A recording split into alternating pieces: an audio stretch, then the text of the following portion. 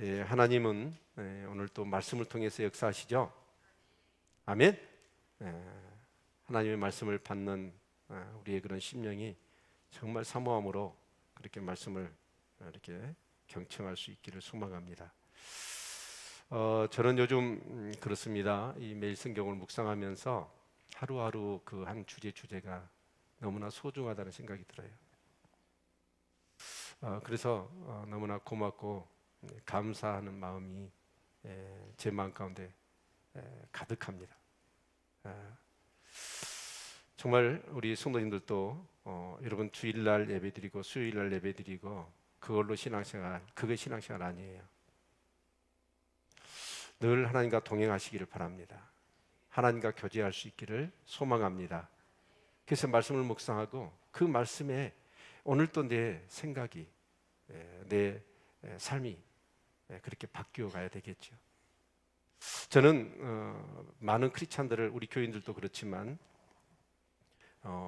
다른 목사님들이나 또 나이 많이 드신 또 신학의 경력이 굉장히 많으신 우리 장로님들도 간혹 이렇게 만납니다. 그런데 참 이렇게 말씀을 하시거나 어떤 그런 주장을 하시는 것을 보면 섬뜩하고 마음이 아플 때가 있습니다. 왜 저렇게 이길심이 강하고 자기 주장이 센지. 하나님 믿는 사람들이 그런 것 같아요. 물론 다 그런 건 아니지만 여러분 성경은 저자가 누구시죠? 하나님이십니다. 그러면 성경을 읽을 때는 하나님의 관점에서 읽으셔야 되겠죠. 그런데 대개가 사람들은 듣고 싶은 말만 들어요. 보고 싶은 것만 봐요. 그래서 우리는 성경의 하나님의 저자, 어떻게 보면 이 성경을 기록하신 하나님께서 왜 이 성경을 우리에게 기록하여 주셨는가 하는 관점에서 우리가 성경을 봐야 합니다. 그런데 대개가 그렇게 성경을 읽기보다는 내 필요에 따라서 내 관점에서 성경을 읽고 이해하는 경우들이 의외로 많이 있습니다. 그러다 보니까 어쩌냐면 자기 생각은 안 바뀌어요. 진짜 성경을 통해서 내 생각이 바뀌고 내 의식과 내 세계관이 바뀌어야 되거든요. 그렇게 세상을 보고 나를 보고 모든 것을 볼 수 있어야 우리가 진짜 크리스찬이 되는 거예요. 그런데 그렇게 살지 못합니다. 대개가. 그리고 성경을 읽어도 내가 필요한 부분만을 성경을 이렇게 보고 나는 안 바뀌어요. 그래서 내 주장이나 내 생각을 피력하는 데 있어서 하나님의 말씀의 관점에서 내 생각도 내 주장도 나와야 될 텐데 그렇지 않아요. 그리고 성경을 인용하는 거예요. 여러분 봐보세요. 내 의견과 내 주장에 대하여 여러분 이 하나님의 말씀이 뒷받침해 주고 있다. 신적인 어떤 그런 이 뒷받침이 있다라고 말을 하는 사람들은 어떨까요? 내 말을 안 들으면 상대방은 죽어야 돼요. 그래서 진짜로 삶이 안 바뀌는 거예요. 나는 그런 분들을 간혹 보면 우리 기독교가 만들어 놓은 괴물 같아요. 얼마나 자기 주장이 세고 이길심이 많은지 몰라요. 아는 것도 많아요. 여러분 정말 우리가 성경의 사람이 되기를 축원합니다. 하나님의 말씀으로 여러분 우리가 무장이 돼야 되고 의식화돼야 되고 그래서 우리가 정말 생각하는 것이나 모든 것이 하나님의 말씀의 관점에서 우리가 그렇게 되어야 될 줄로 믿습니다. 그런 점에서 놓고 볼 때 이 성경을 매일매일 묵상하면서 그 한 주제에 정말 내가 부딪히는 거예요. 깊이 사색하는 거예요. 고민하는 거예요. 정말 하나님 앞에 부르짖고 기도하는 거예요. 그리고 내 자아가 깨져야 됩니다. 여러분 그런 역사가 우리가 있을 때 우리의 삶이 변화되고 진정한 하나님의 사람으로 하나님께 영광을 돌리는 그런 영향력 있는 삶이 되어질 줄로 믿습니다. 자, 오늘 본문의 말씀은 세금 논쟁인데 이 세금 논쟁은 사실은 한 장소에서 계속해서 이 논쟁이 일어났습니다. 그래서 전체적인 맥락 속에서 이 부분을 보지 않으면 또 성경을 잘못 우리가 이해할 수 있게 되겠죠. 자, 예수님께서는 이제 유월절이 가까우시니까 성전에 나귀 새끼를 타고 들어가시잖아요. 이 성전에 들어갔더니 성전이 어떻게 됐어요? 강도의 구렬이 되어 있는 거예요. 아니, 내 집은 분명히 만민이 기도하는 집이라고 그랬는데 예수님이 딱 성전에 들어가서 봤더니 이 성전이 강도의 구렬이 되어 있는 거예요. 성전은 누구 거예요? 하나님 것이에요. 그런데 대제사장이나 장로들이나 그 당시에 산헤드린 공회 이 사람들이 뭐냐면 하나님의 성전을 마치 강탈해서 자기 것처럼, 그리고 이 절기 때마다 수많은 유대인들이 예루살렘 성전에 와서 제사를 드려요. 그러면 3대 절기만, 그 3대 절기는 반드시 지켜야 되니까 유대인들의 입장에서. 그러면 예루살렘에 한 300만 명이 모였다고 그래요. 여러분, 그러면 그 300만 명이, 여러분, 어떤 사람은 양을 가지고 제사를 드리고 정말 가난한 사람은 비둘기를 가지고 제사를 드려요. 그리고 또 성전세를 드려야 돼요. 자, 그런데 그때 얻어지는 수입은 어때요? 한 사람이 거기에 10,000원만 쓴다고 생각해 보십시오. 300억입니다. 어마어마한 돈이 만져질 수 있는 기회지요. 근데 여러분, 대제사장이나 제사장이나 장로들이 뭐 해야 될까요? 하나님 앞에 이스라엘 백성들이 죄 문제를 끌어안고 하나님 앞에 제사를 드리면서 정말 특별히 그 절기 때마다 유월절에 그 애굽에서 하나님이 어떻게 우리를 구원하셨고 초막절을 지키면서 그 광야에서 하나님이 어떻게 그들을 인도하셨는가, 그런데 그들의 삶은 어떻게 살았는가, 자신의 죄를 회개하고 다시 제사를 통해 하나님의 관계가 회복되어지고 그 하나님의 은혜를 그들의 마음 가운데 새겨넣으면서 정말 그들의 정체성, 하나님의 백성으로서의 삶을 살아가도록 격려와 힘을 주는 일을 그들이 했어야 했습니다. 그런데 여러분, 제사에는 관심이 없고 제밥에 관심이 있듯이 여러분, 대제사장이나 제사장이나 장로들이, 그 산헤드린 공회들이 오직 하는 게 뭐예요? 그 제사를 통해서 그들이 이번에는 얼마나 많은 돈을 만질 수 있을 것이냐 하는 것밖에 관심이 없었던 거예요. 여러분, 원래 신명기의 말씀을 보면 재물은 자기 집에서 자기가 키워요. 그리고 그걸 가지고 제사를 드리는 거예요. 그런데 그 디아스포라들은 그렇게 할 수도 없었죠. 그리고 유대 땅에 살고 있는 또 사람들은 어떻습니까? 자기 집에서 아무리 길러가지고, 여러분, 그것을 하나님께 제물로 드리려고 곱게 흠도 없고 점도 없고 그렇게 길렀단 말이에요. 그런데 아서 제사를 그 제물로 집에서 가져온 걸 다칠 수도 있겠지만 그렇게 잘 보존해가지고 제사를 드린다고 하더라도 그걸 퇴짜를 놔버리는 거예요. 왜 그렇죠? 대제사장들이 자리세를 딱 받아가지고 또 그 짐승들을 어째 그 사람들 독점 계약을 하는 거예요. 그래서 흠도 없는데도 불구하고 이걸 퇴짜를 넣고 자기들이 파는 데서 사라는 거예요. 여러분, 그러면 어마어마한 돈이 만져지는 거예요. 예수님은 그 성전에 가서 보니까 이게 완전히 강도의 구렬이 되어 있는 거예요. 그래서 예수님은 매매하는 자들 상을 띄어부시고 돈 바꾸는 자들이나 비둘기 파는 사람들을 다 쫓아내신 거예요. 그러면서 무화과 나무 말씀을 하시죠. 잎만 무성한 나무, 열매가 없는 무화과 나무를 예수님이 저주하셨던 그런 내용이 이어집니다. 그리고 다음날 예수님이 성전에 와서 다시 주무시고 나서 오시죠. 그리고 말씀을 가르치시니까 여러분, 이 산헤드린 공회인들이 예수님 앞에 나와서 무슨 얘기를 하죠? 네가 무슨 권세로 이런 일을 했느냐라고 따져 묻습니다. 여러분, 성전의 주인은 누구시죠?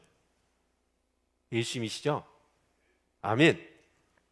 그런데 예수님이 처음에 성전에 오셨을 때 여러분, 정말 이 소경들은 앞을 못 보잖아요.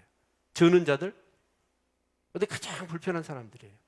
근데 그런 사람들이 예수님 앞에 와가지고 예수를 그리스도로, 메시아로 인정하면서 여러분, 고침을 받는 거예요. 그리고 어린 아이들이 와가지고 찬송을 해요. 호산나, 다윗의 자손이에요. 호산나가 뭐예요? 우리를 구원하소서. 어린 아이들도 예수님을 알아보고 찬송을 하는데 그 당시에 대제사장이나 장로들이나 여러분 대부분의 종교 지도자들은 어때요? 예수님을 인정하지 않아요, 메시아로.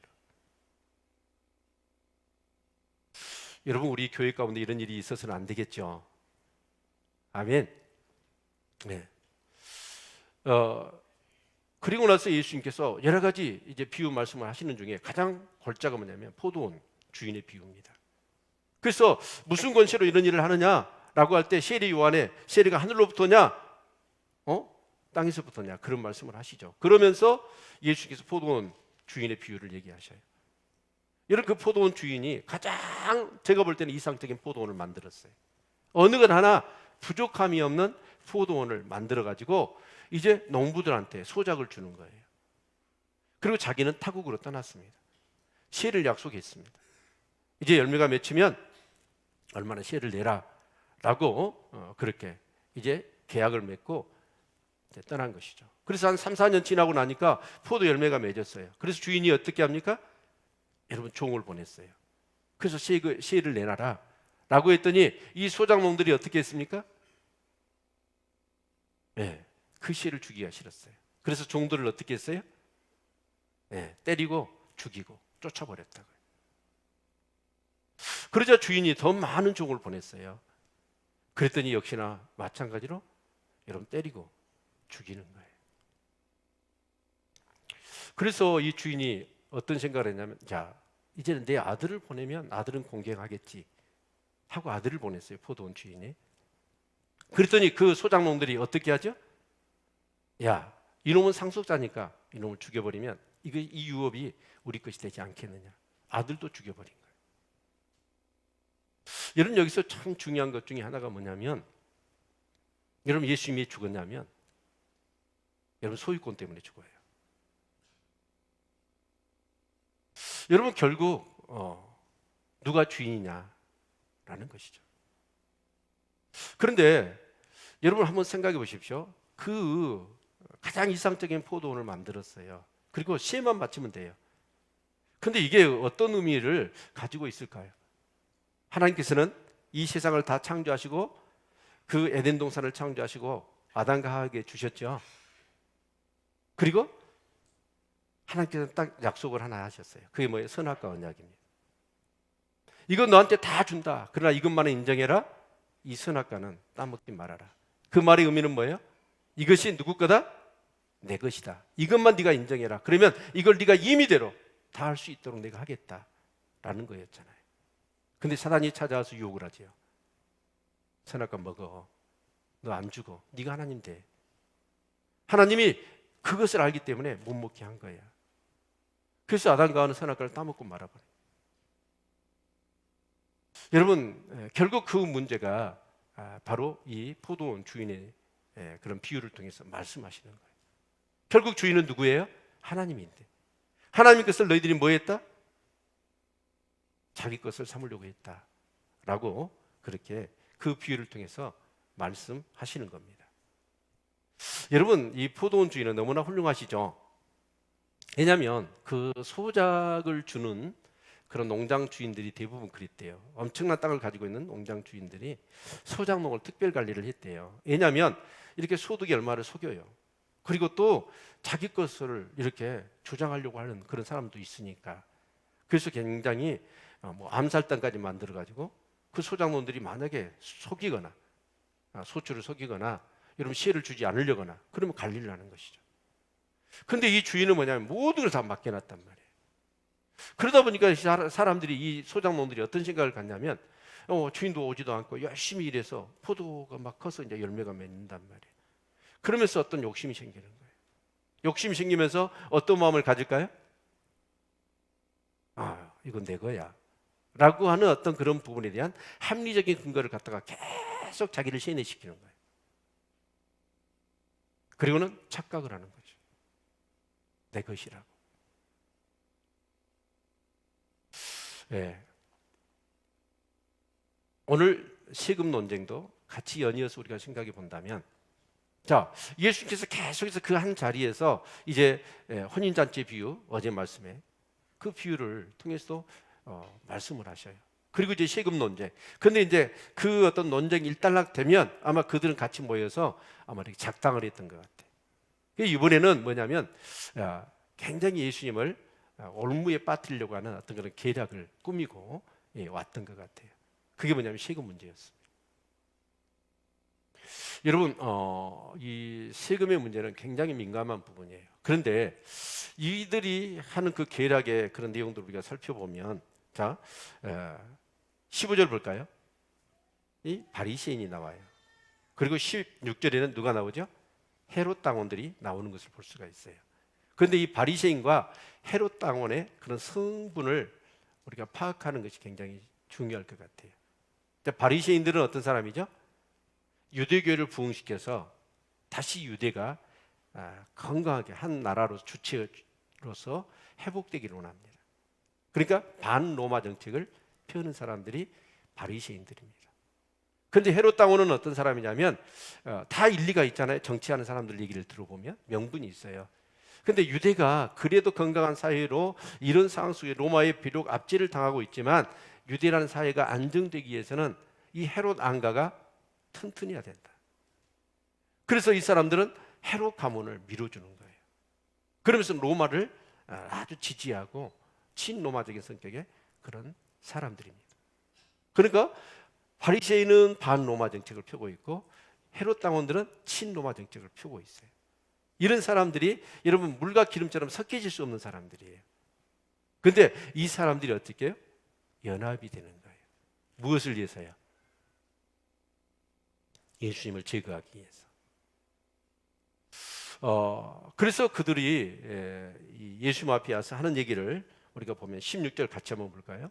16절 같이 읽습니다. 시작.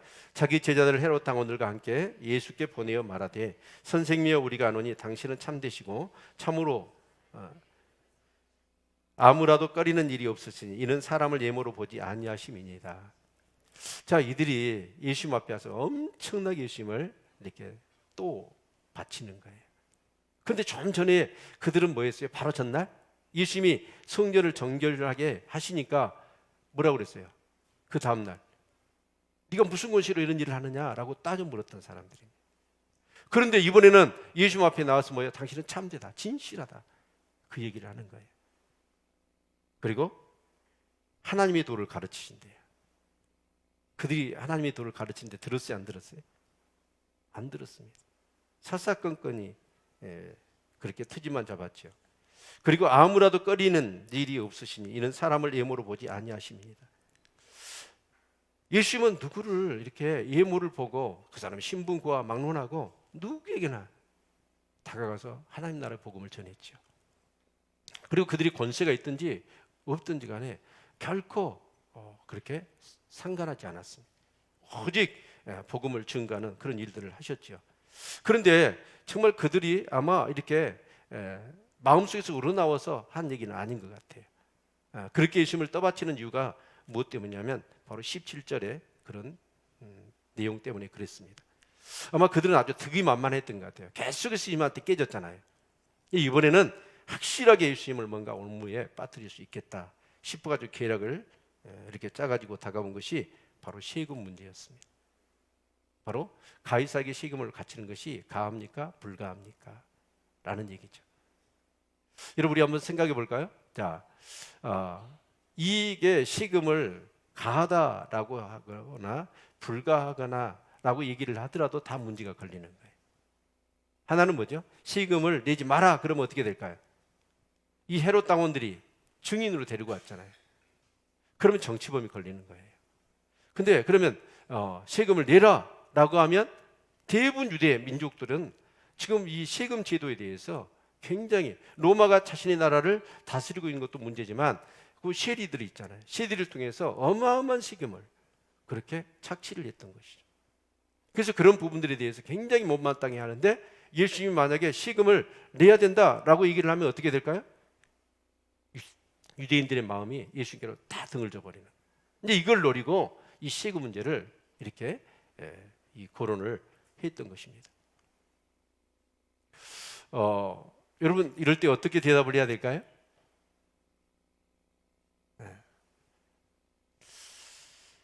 우리 그렇죠. 굉장히 답을 내리기 어려운 상황들이 있죠. 이리도 걸리고 저리도 걸리고. 우리 어렸을 때 아이들 이제 딱 아이 태어나잖아요. 그러면 이제 얘가 걸음마도 시작하고 말이 터져요. 그러면 이제 엄마 아빠가 같이 얘기 딱 바라보면서 뭘 물어보죠? 아이한테? 엄마가 좋아, 아빠가 좋아 물어보죠.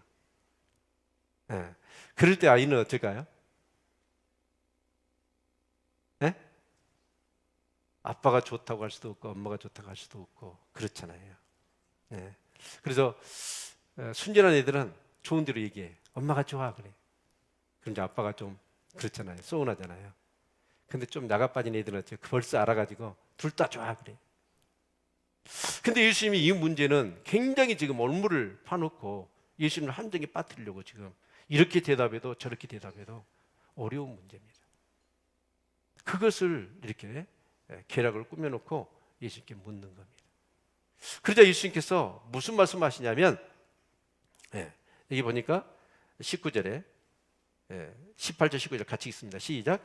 예수께서 저희 악함을 아시고 가라사대 예식하는 자들아 어찌하여 나를 시험하느냐 셋돈을 내게 보이라 하시니 데나리온 하나를 가져왔거늘. 예수님 아셨어 그 의도를.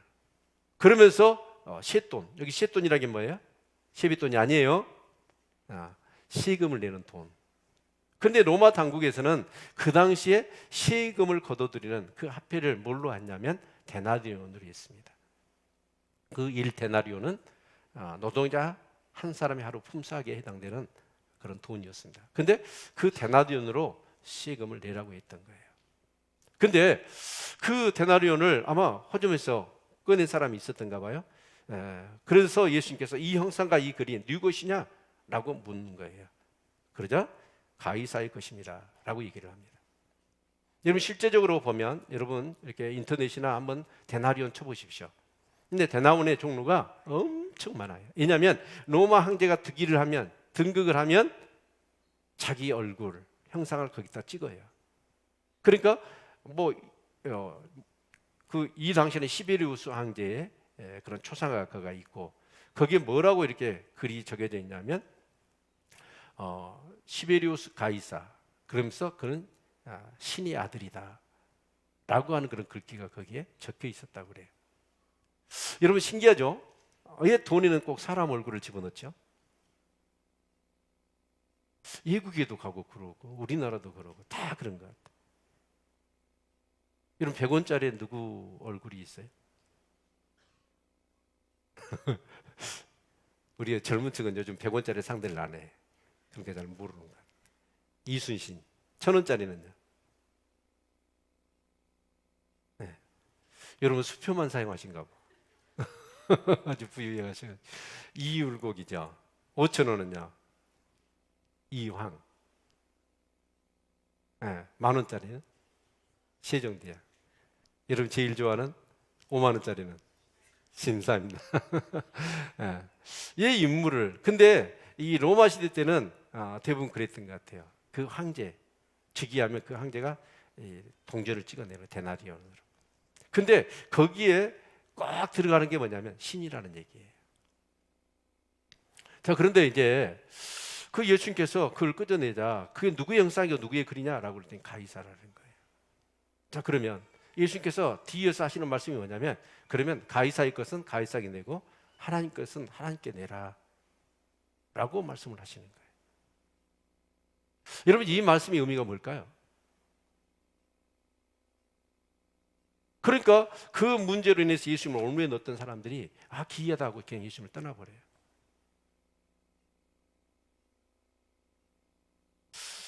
근데 우리는 이 말씀을 우리가 이렇게 그냥 간단하게 생각하면 좋을 것 같은데 그건 하나님 예수님의 의도는 아닐 것 같아요.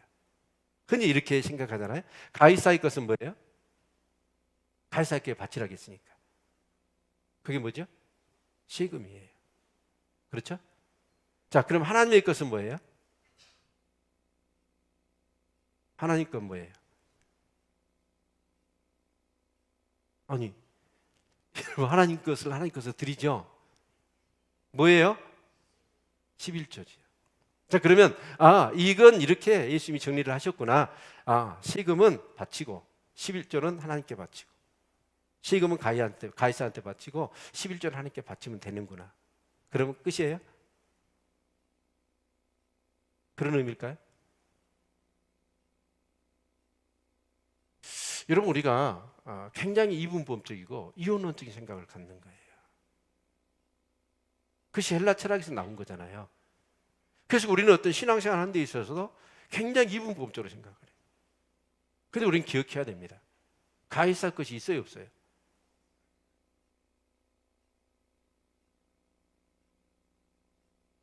우리 성경을 한번 로마서 13장을 한번 보죠.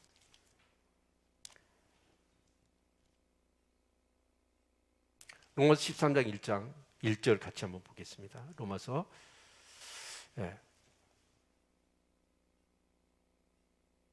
같이 읽습니다. 시작. 각 사람은 이에 있는 권세들에게 굴복하라. 권세는 하나님께로 나지 않음이 없나니 모든 권세는 다 하나님의 정하신 바라. 아멘. 모든 권세는 누가 정해요? 누가 세워요? 하나님이 정하신 거예요. 그래서 여러분, 자, 북한은 누구 걸까요? 김정은 거예요? 하나님 거예요? 정확하게 하셔야 돼요. 누구 거예요? 하나님 거예요. 그런데 김정은이 걔가 착각하고 있는 거예요. 자기 거죠. 자기 양국처럼. 로마 가이사도 어때요? 자기가 사람이 그래요. 제국을 갖고 여러분 절대 권력과 절대 부를 소유한 사람이 이제 마지막 남은 게 있죠. 그게 뭐죠? 신이 되는 거예요. 그런데 여러분 그런다고 해가지고 그게 자기 것이 되냐고요. 다 하나님께 속했습니다. 하나님의 것입니다. 아멘. 여러분 정말 우리가 이 사실을 기억해야 돼요. 하나님의 것이에요. 그런데 사단이 자꾸 우리를 부추겨요. 그리고 유혹해요. 우리를 착각하게 만들어요. 하나님의 것을 내 것으로, 내가 내 인생의 주인이라고 생각하게 만드는 거예요. 그 포도원 주인의 비유처럼, 그 소작농처럼 하나님의 것을 그 분명히 포도원 주인이 다 만들어 놓고 그걸 소작으로 줬거든요. 근데 그들은 그걸 자기 것으로. 자, 우리 한번 생각해 봅시다. 흔히 유교에서는 공자가 그런 얘기를 해요. 공술의 공수거. 빈손으로 왔다 빈손으로 가는 거 인생이라고 얘기합니다. 그 말이 맞아요, 틀려요? 어떻게 생각하십니까? 우리는 빈손 들고 태어나지 않습니다. 시편 51편 5절의 말씀을 읽어볼까요? 그 말씀을 보면 내가 제약 중에 출세하였고 내 모친이 나를 재중에 잉태하였나이다. 우리는 빈손 들고 태어난 게 아니에요. 우리는 제약을 들고 태어나는 거예요. 아멘을 한 번도 안 하십니다. 이 죄 문제를 해결하지 않으면 공수고 공이 아니에요. 우린 지옥 갑니다. 절대로 우리는 빈손 들고 빈손으로 가는 게 아니라고요. 우린 죄악 중에 태어나서 이 죄 문제를 해결해야 돼요. 그 죄 문제의 근원이 뭐예요? 에덴 동산에 그 얘기잖아요. 하나님의 것을 내 것으로, 그리고 내가 하나님이 되려고 하는 거. 이것이 우리 죄의 가장 깊은 뿌리예요. 지금 이 논쟁이 성경에서 계속 이어지는 그 논쟁의 핵심의 문제는 뭐냐면 바로 하나님의 것을 자기 것으로 강도질하고 자기 것이라고 고집하고 자기 배를 불리기 위해서 그 하나님 주신 종교까지 이용해가지고 그 백성들의 그런 모든 것을 다 착취하는 그들의 모습의 문제를 지금 얘기하는 거잖아요. 여러분, 우리 기독교의 본질은 어디에 있냐면 예수 그리스도입니다. 우리 죄악 중에 우리가 태어났어요. 우리 죄악 가운데 태어나 죄 들고 온 거예요, 우리가. 그런데 그 죄 문제를 해결할 수 있는 방법이 없어요. 그 죄로 인하여 우리는 어떻게 해야 돼요? 죄의 삭은 사망이에요. 그럼 우리는 지옥 가야 돼요. 그런데 하나님께서는 어떻게 하시죠? 우리를 여러분 죄악 가운데서 그대로 두지 않고 그 지옥 가도록 내어주시지 않습니다. 그래서 하나님께서는 누구를 보내시는 거예요? 여자의 후손 예수 그리스도를 보내신다라고 창세기 3장 15절에서 약속을 하신 거예요. 아멘. 여러분, 이 내 죄라고 하는 죄덩어리라고 하는 내 근원 자체가 사실 죄악덩어리라는 이 사실에 대한 정말 처절한 고민과 고통이 없이는 신앙생활 할 수가 없는 거예요. 왜요? 예수란 이름의 뜻이 뭐죠? 우리는 해석을 해서 알잖아요. 근데 그 당시에 이스라엘 사람들은 뭐냐? 예수 그렇게 부르면 자기 백성을 저희 죄에서 구원할 자, 그런 뜻으로 알아요.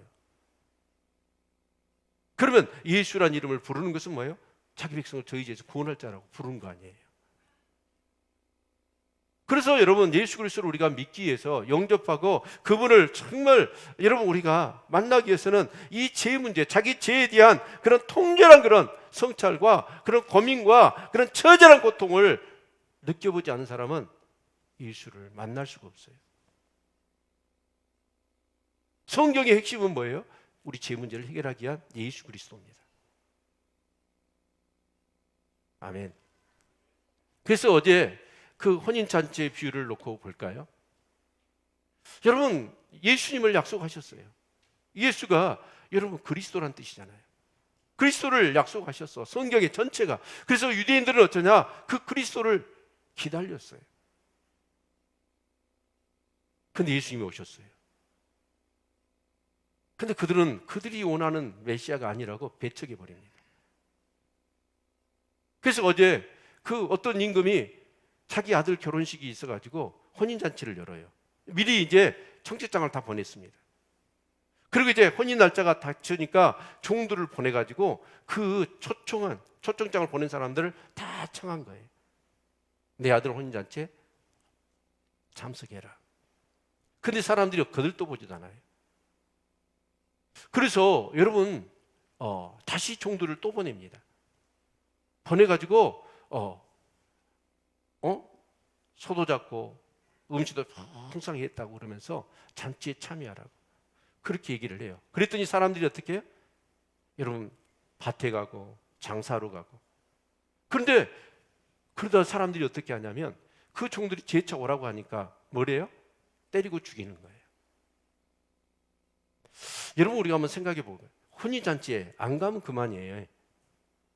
근데 오라간다고 해가지고 그 종들을 때리고 죽여요?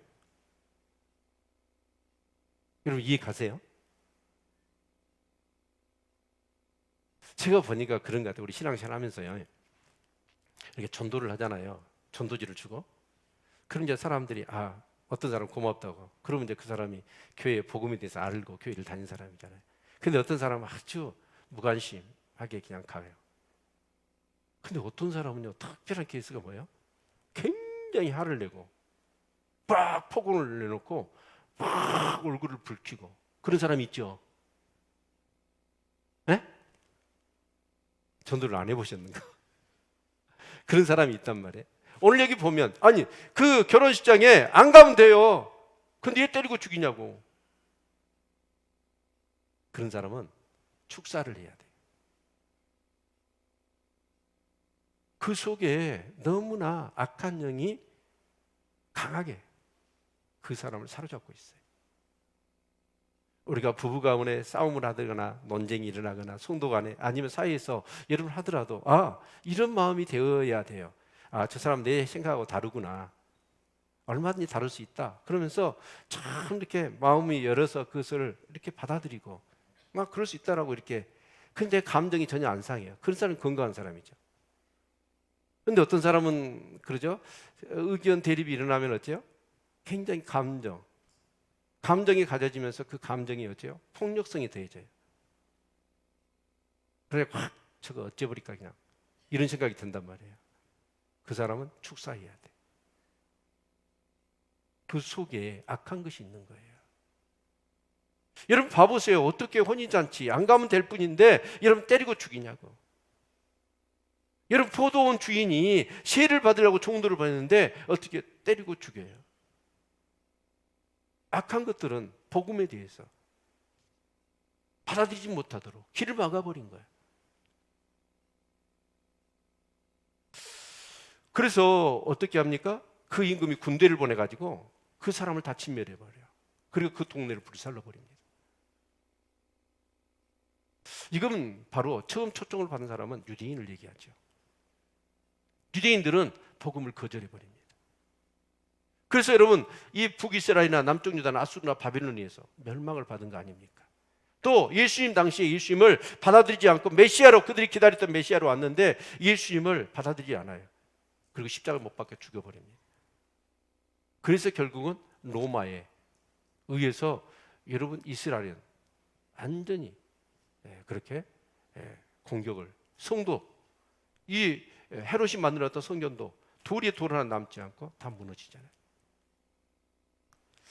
그런데 이 주인은 어떻게 하냐면 종들을 또 보내요. 그래가지고 사거리 길에 가가지고 만나는 사람마다 초청하라는 거예요. 그런데 그 사람이 악하든 선하든 상관없다는 거예요. 만나는 대로 다 초청해서 혼인잔치로 데려오라. 그래서 종들이 가서 여러분 사람들을 만나가지고 데려와. 그래서 혼인잔치가 가득 채워졌어요. 복음이, 유대인들이 배척한 복음이 이방인들로 간 거고 약한 자들에게 간 거예요. 그런 사람도 복음을 받아들이는 거예요. 근데 거기서 여러분 초청에 응했다고 되는 게 아니더라고. 왕이 이제 그 혼인잔치에 뭐 인사를 하려고 그랬는가, 거기를 딱 갔더니 한 사람이 눈에 딱 띄는 거예요. 누구죠? 예복을 입지 않는 사람이었어요. 그래서 그 임금이 데려다가 당신 예복을 입지 않았느냐? 라고 물었더니 이 사람이 유구무원이라고 그랬어요. 할 말이 없는 거예요. 이 말의 의미는 뭘까요? 그 예복은 누가 준 거예요? 왕이 준 거예요. 그리고 반드시 그 혼인잔치에 참석하기 위해서는 그 예복을 입어야만 해요. 자, 그러면 그 주인이 예복을 입지 않는 그 사람을 어떻게 하죠? 종들을 시켜가지고 여러분 포박을 해서 바깥 어두운 데 집어던져 버리는 거예요. 거기서 슬피 울며 이를 갈았다라고 하는 말씀이 나와요. 여기서 우리가 예복이라는 의미가 뭘까요? 여러분 갈라디아서 3장 27절의 말씀을 보니까 그리스도와 연합하여 세례를 받고 그러면서 우리가 그리스도의 옷을 입는다고 얘기합니다. 그러니까 여러분 세례가 뭐냐면 그리스도로 옷 입는 거예요. 아멘. 그리스도로 옷. 세례는 뭐죠? 씻는 거예요. 우리의 죄악을 씻는 거예요. 그리고 뭐 하는 거예요? 그리스도의 의의 옷을 입는 거예요. 이것이 바로 세례입니다. 그래서 이 혼인잔치에 그 예복은 뭐냐면 바로 그리스도 옷을 입는 것을 의미한다고 할 수 있습니다. 여러분 그러면 그리스도의 의의 옷을 입어야만 될까요? 여러분 우리 그렇게 고백하잖아요. 하나님 이 몸 드려 생명도 달라면 주님 앞에 드린다고. 근데 우리가 여러분 만약에 그리스도의 의의 옷을 입지 않고 우리가 우리의 삶을 하나님 앞에 드린다고 할 때 주님이 받으실 것 같으세요? 안 받아요. 그 지액 덩어리, 지약 덩어리 예수님 받을 수가 없는 거예요. 여러분 하나님은 누구만 받냐면 예수님만 받으십니다. 네요. 예수님만이 죄가 없으셔요. 우린 죄가 있어서 주님이 받으실 수가 없어요. 그래서 하나님께서는 우리 예수님을 이 땅에 보내셨고 그 예수님을 십자가에 죽게 하셨고 성령을 보내셔서 그 예수를 믿는 사람, 그래서 성령으로 거듭나 정말 예수 그리스도와 연합된 사람들, 그게 그리스도의 옷을 입은 사람이고 그런 사람들은 천국 백성이 되는 줄로 믿습니다. 근데 왜 이 말씀을 하실까요? 대제사장이나 서기관들은 그런 거에 관심이 없는 거예요. 하나님을 이용해서 자기 배만 부르려고 하는, 자기 것만 고집하는 그런 사람들이었습니다.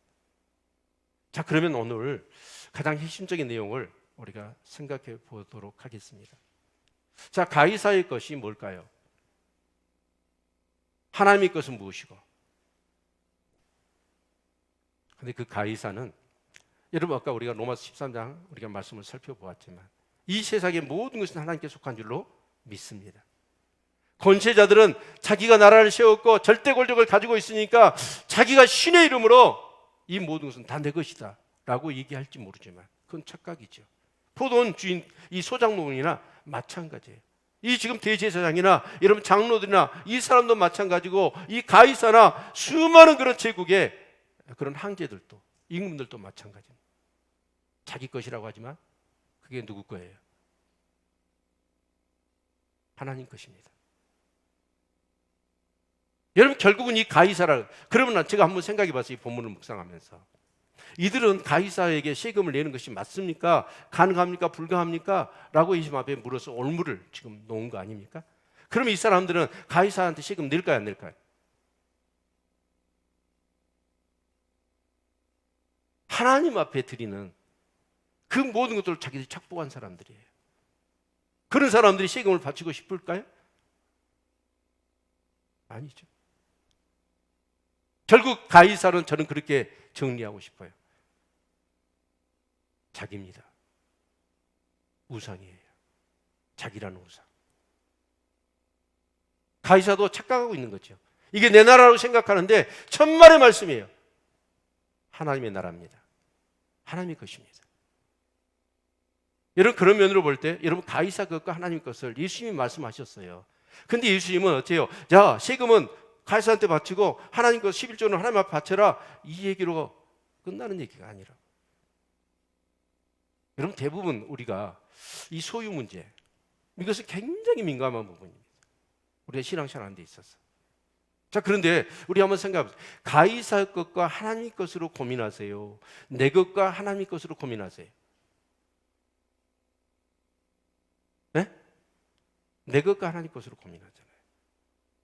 결국 이 가이사 것이라고 하는 말의 의미는, 저는 예수님의 이 말씀을 이렇게 해석하고 싶어요. 내 것과 하나님의 것.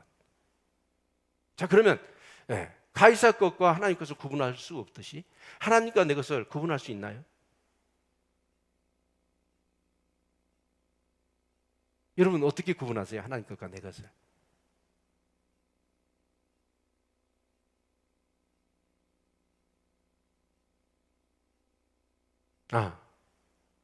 내 소득의 10분의 1은 하나님 것이고 9는 내 것이야. 그렇게 정리하신가요?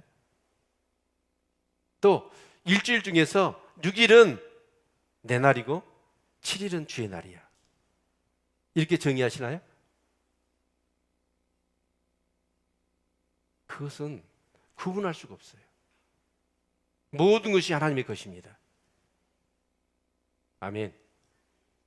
모든 것이 하나님의 것이에요. 그런데 대개가 우리는 뭐냐면 하나님 것과 내 것을 구분을 해요. 그런데 구분 자체가 어려운데 구분을 하려고 그러는 거예요. 근데 그 구분을 하려고 하는 의도 속에는 뭐가 담겨져 있냐면, 모든 것이 하나님의 것이 아니라 내 것이 더 강조점이 있는 거예요. 그러니까 구분을 하는 거예요. 내 것을 확보하려고 그러고 내 것을 뭔가 선을 그어보려고 하는 그런 생각 때문에 하나님과 내 것을 따지는 거죠. 그러나 우리는 기억해야 돼요. 우리는 제약투성이에요. 우리는 원래 먼지였어요. 우리는 아무런 소망이 없는 자들이었어요. 근데 하나님께서 예수 그리스도를 통해서 우리의 죄를 구속해 주신 거예요. 값으로 사신 거예요. 그래서 여러분, 우리는 우리 것이라고 할 수 있는 것이 아무것도 없어요. 우린 죄밖에 없어요.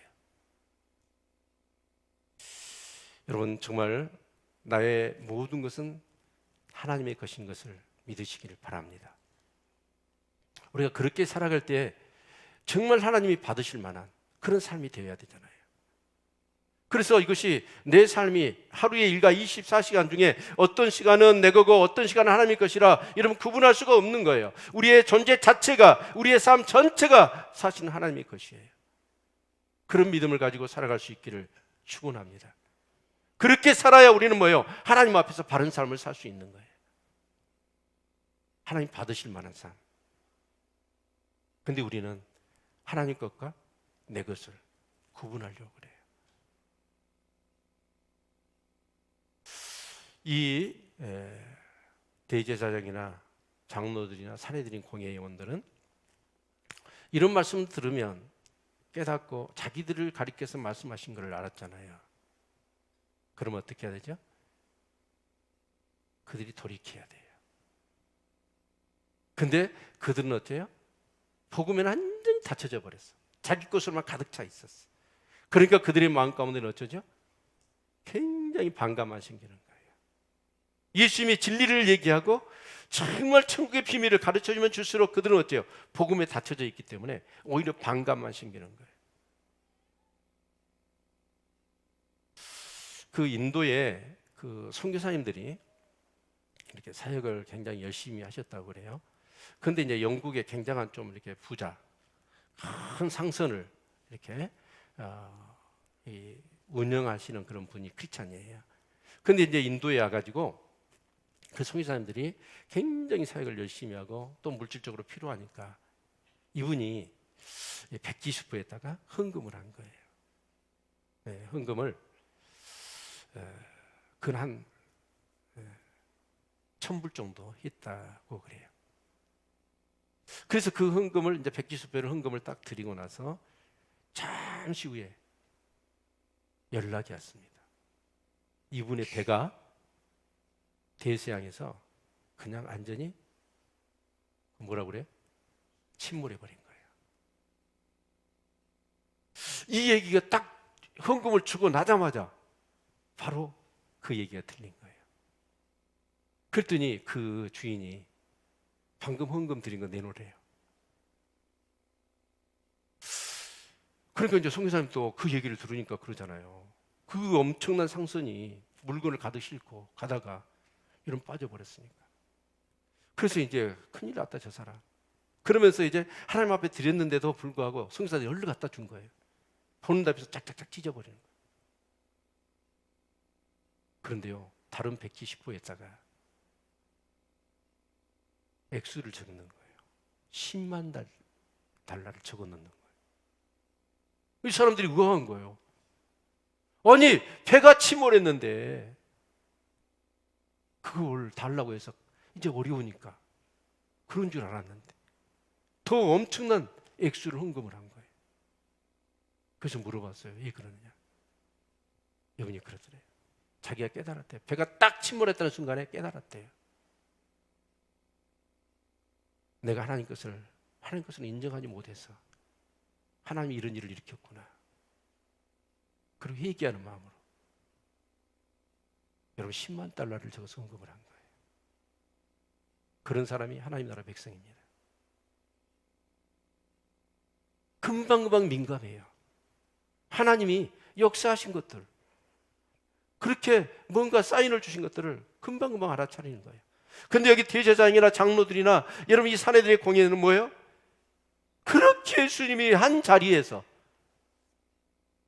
너무나 심오한 복음의 비밀을, 천국의 비밀을 그렇게 예화를 들어서 비유를 들어서 말씀을 해보지만 이들은 어쩌냐? 조금도 문을 열지 않습니다. 그리고 오히려 어째요? 예수를 죽여야 된다. 예수를 죽여야 된다. 라는 생각만 강해지는 거예요. 왜 그럴까요? 자기를 모르는 거예요. 그리고 자기 것이라고 생각하는 거예요. 여러분, 내 것은 없습니다.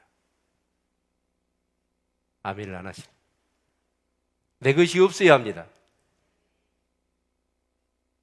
정말 내 것이 없어야 됩니다. 모든 것이 하나님의 것이어야 돼요. 그래서 하나님의 것이기 때문에 우리는 하나님 것으로 우리는 사용해야 됩니다. 그렇게 살아야 여러분이 정말 훌륭한 크리스찬으로 하나님이 영광 받으실 만한 믿음의 사람으로 승리하는 삶을 살아가게 될 것입니다. 결국 신앙은 무슨 싸움이냐면 소유권 싸움이에요. 누가 주인이냐? 라고 하는 싸움입니다. 만약에 조금이라도 내 것을 내 것이라고 고집하는 순간은 우리는 뭐죠? 영적 전쟁에서 져버립니다. 그러나 정말 승리하고 영광스러운 삶을 살아갈 수 있는 사람은 누구예요?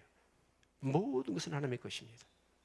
하나님의 것이야만 합니다. 내 것으로 내가 정말 사용하면 내 인생은 망가지고 온통 제약투성입니다. 주님이 나를 주관하셔야 되고 주님이 나의 주인 되셔서 나를 운영하셔야 내가 하나님께 영광을 돌릴 수 있습니다. 승리할 수 있습니다. 이 믿음으로 살아갈 수 있기를 축원합니다. 기도하겠습니다.